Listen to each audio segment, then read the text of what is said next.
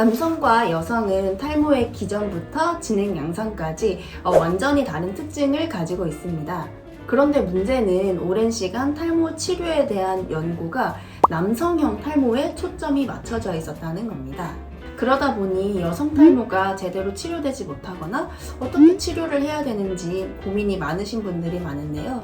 그래서 오늘은 여성 탈모의 원인, 유형, 그리고 치료법까지 설명드리도록 하겠습니다.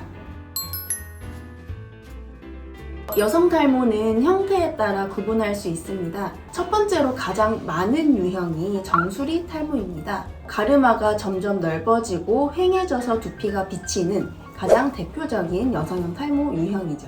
두 번째는 헤어라인형 탈모입니다. 이마 선이 점점 올라가서 M자처럼 보이지만 이제 남성 탈모와는 다르게 헤어라인의 밀도가 떨어지는 특징이 있습니다. 세 번째는 이 측두형 탈모입니다. 이 귀 윗부분에 나는 머리카락들이 약해지는 형태로 주로 모발 관리 혹은 두피 관리를 미흡이나 혹은 스트레스로 인해 발생을 합니다. 네 번째는 C자형 탈모로 모근이 위축되어 이마처럼 변하는 유형입니다. M자형과 함께 유전적인 원인이 강한 편입니다. 마지막으로는 산후 탈모입니다.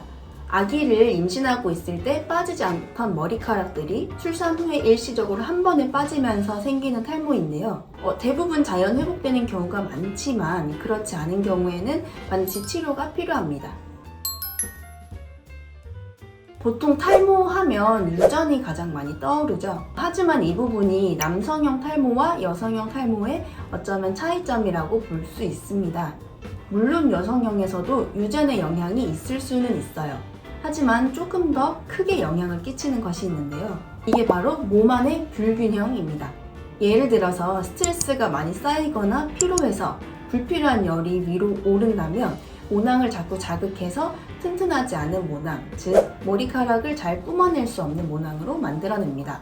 또 호르몬이나 혹은 수면 밸런스가 깨지게 되면 모발의 성장 주기가 짧아지고 조금 더 자랄 수 있는 머리카락인데도 빨리 빠지게 돼버리죠. 이처럼 다양한 원인들이 복합적으로 영향을 끼치기 때문에 좀 더 정확한 진단과 문진이 필요한 질환입니다.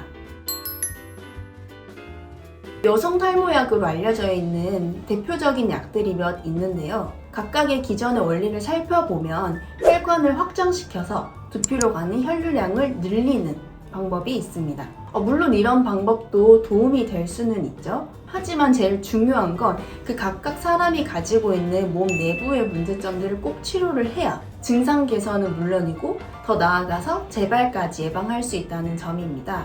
그래서 탈모한의원에서는 모낭 표적 치료와 함께 몸 내부의 원인 개선을 병행하게 됩니다. 즉, 모낭과 몸을 함께 보는 복합 치료가 핵심이라는 거죠. 물론 모두 같은 방법으로 치료를 하는 건 아니고요. 개개인의 진단 상태를 바탕으로 맞춤 치료 설계가 들어가게 됩니다. 요즘에는 20대 여성 환자분들도 많이 보이는데요. 대부분 생활 습관 전반에서 탈모를 야기할 수 있는 습관들을 가지고 계신 경우가 많습니다. 대표적으로 잠을 잘 주무시지 않는다든지 혹은 너무 무리해서 굶어서 다이어트를 한다든지 혹은 업무적으로 스트레스를 너무 많이 받는다든지 이런 것들이죠. 근데 이런 것들이 나도 모르는 사이에 우리 모낭의 수명을, 머리카락의 수명을 단축시키고 있을 수 있습니다. 그래서 예방 차원에서 보면 이런 생활 습관만 잘 고쳐주셔도 여성 탈모의 경우에는 예방에서 큰 효과를 보실 수가 있습니다.